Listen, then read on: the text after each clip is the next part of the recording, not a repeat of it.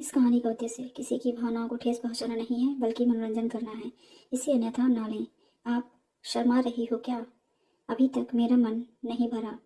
एक बार और। उनका बेडशीट भी गंदा हो गया था। राजेश बोले, आप थक गई होंगी।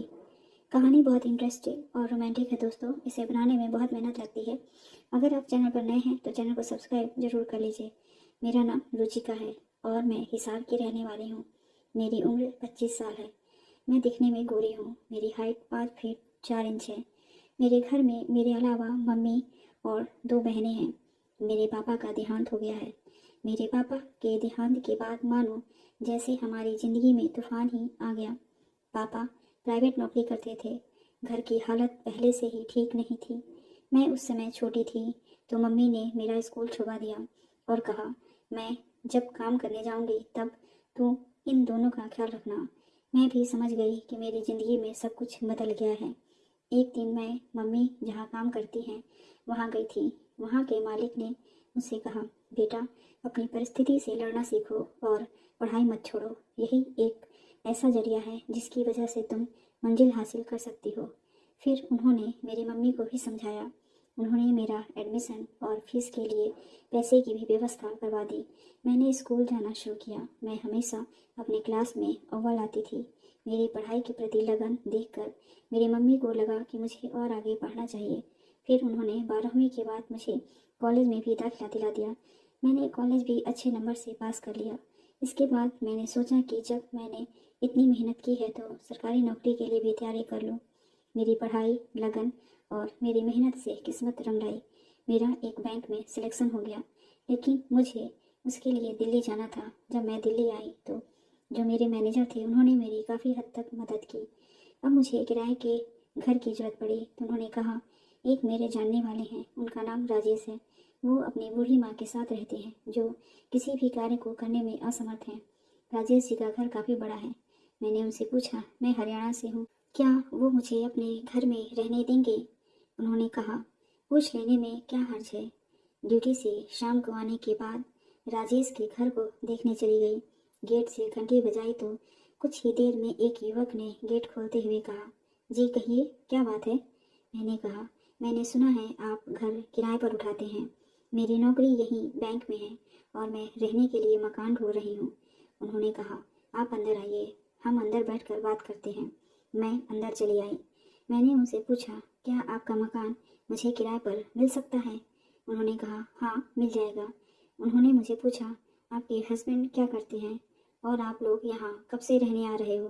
मैंने कहा, मैं शादीशुदा नहीं हूँ, मेरी अभी शादी नहीं हुई है। फिर मैंने कहा, मैं हरियाणा से हूँ। उन्होंने कहा, देखिए मैं ब्राह्मण हूँ, मैं पूजा पाठ करने वाला हूँ और अपनी बूढ़ी माँ के साथ रहता हूँ। मेरे परिवार के लोग नौकरी पेशा हैं तो वो लोग बाहर रहते हैं। मैंने उनको रोकते हुए कहा, मुझे कोई परेशानी नहीं है। घर से बाहर कोई किसी को नहीं पहचानता, सब अजनबी हैं। शहर में किसी को किसी से कोई मतलब नहीं होता, सब अपने कामों में बिजी रहते हैं। आप अगर कमरा किराए पर दे सकते हो तो प्लीज़ दिखा दीजिए। वो सोफे से उठते हुए कमरे की तरफ बढ़ गए और रूम देखने को कहा। कमरा बड़ा साफ सुथरा था। मैंने कमरा देखकर हाँ कह दिया। 5,000 रुपये में बात तय हुई। वो कमरा बेडरूम, किचन और अटैच बाथरूम वाला था। मैंने उनको अगले दिन ही शिफ्ट होने को कह दिया। शाम हो चुकी थी तो मैं जल्दी लौट आई। मैंने खाना खाकर आराम किया। अगले दिन ड्यूटी से कमरे पर आकर मैनेजर साहब से कहा, मुझे कमरा किराए पर मिल गया है, आज वहीं शिफ्ट हो रही हूँ। मैनेजर साहब खुश होते हुए मुझे मुबारकबाद दिए। मैं अपना बैग लेकर शाम को उनके घर पहुँच गई। अपना बैग रखते हुए चेयर पर बैठकर पहले मम्मी को बताया, मुझे कमरा मिल गया है, अब आप टेंशन मत लेना। मैं अपने बिस्तर पर अपनी चादर बिछाकर लेटी ही थी कि दरवाज़ा खटखटाने की आवाज़ आई। मैंने जल्दबाजी में उठकर दरवाज़ा खोल दिया। सामने राजेश मकान मालिक थे। उनके हाथ में पानी का गिलास और एक पानी भरा बोतल था। मैंने उन्हें धन्यवाद दिया और उन्हें पानी लेकर अंदर आने को कहा। वो अंदर आए और साइड में पड़ी कुर्सी पर बैठ गए। फिर उन्होंने कहा, देखिए मेरी माँ बहुत बूढ़ी हैं, वो खाना नहीं बना सकती हैं। आपके पास अगर रसोई का सामान या साधन ना हो तो आप मेरा किचन इस्तेमाल कर सकती हैं। मैं ये सुनकर हैरान थी कि एक ब्राह्मण ने मुझे अपने घर में रहने के लिए कमरा दिया और अब किचन भी इस्तेमाल करने दे रहा है। उन्होंने कहा, आप तो मांसाहारी होंगी, मैं आपके लिए अलग बर्तन की व्यवस्था कर दूंगा। मैंने कहा, नहीं नहीं, ऐसी कोई बात नहीं है। आप एक अकेली लड़की के लिए इतना कुछ कर रही हैं, यही काफ़ी है। मैं और मेरा परिवार गरीबी के कारण मांसाहारी नहीं है, मैं शाकाहारी ही हूँ। हमारे पास इतने पैसे नहीं होते थे कि बाजार से रोज सब्जी खरीद कर खाएं। मांस खाना तो दूर की बात है। मैं आपको परेशान करना नहीं चाहूँगी। मैं अपना बर्तन और ज़रूरत का सामान बाजार से ले लूँगी। इतने में मेरे मोबाइल पर घंटी बजी। मेरी मम्मी का फ़ोन था। सामने से मेरी बहन की रोने की आवाज़ आई कि मम्मी की तबीयत बिगड़ गई है और इलाज के लिए पैसे नहीं हैं। मैं परेशान हो गई क्योंकि अभी अभी नौकरी लगी थी, मेरे पास वैसे भी पैसे नहीं थे, ऊपर से रसोई का सामान खरीदने की टेंशन। मुझे उदास देखकर मकान मालिक राजेश ने पूछा, सब ठीक तो है ना? मैं धीरे से बोली, मेरी मम्मी की तबीयत अचानक खराब हो गई है और मेरे पास पैसे नहीं हैं। इस अनजान शहर में किससे मदद मांगूं? अगर आप मेरी मदद कर सकते हो तो मैं सैलरी आते ही आपको पैसे वापस कर दूंगी। कुछ देर सोचकर उन्होंने पूछा, कितने पैसे की ज़रूरत है? मैं बोली, 2000 की। उन्होंने मुझे पैसे दे दिए और अपना खाना बनाने चले गए। मैं उनके पास से पैसे लिए और दूसरे दिन वो पैसे अपनी बहन के अकाउंट में जमा कर दिए ताकि मम्मी का इलाज हो सके। शाम को मैंने मकान मालिक को हाथ जोड़कर शुक्रिया अदा किया। उन्होंने कहा, आज से आप मेरे किचन का इस्तेमाल कर सकती हैं। साथ में 2-4 रोटी मेरे और मेरी माँ के लिए भी बना दिया कीजिएगा। मैं अपना दिमाग शांत करके बैठकर सोचने लगी कि ऊपर वाले ने बड़े नेक इंसान से मुझे मिलवाया है। मैंने उस दिन रात का खाना बनाया। हम दोनों खाना खाकर अपने अपने कमरे में सोने आ गए। सुबह उठी तो देखी कि राजेश नहा धोकर पूजा पाठ कर रहे थे। मकान धूप और अगरबत्ती से काफ़ी सुगंधित हो रहा था। ये मेरे लिए नया अनुभव था और ये रोज का था। सुबह सुबह ये सुगंधित खुशबू से ही मेरी आँख खुल जाती थी। बहुत अच्छा अनुभव था। मैं बहुत खुश थी इस मकान में। धीरे धीरे ऐसे ही समय बीतने लगा।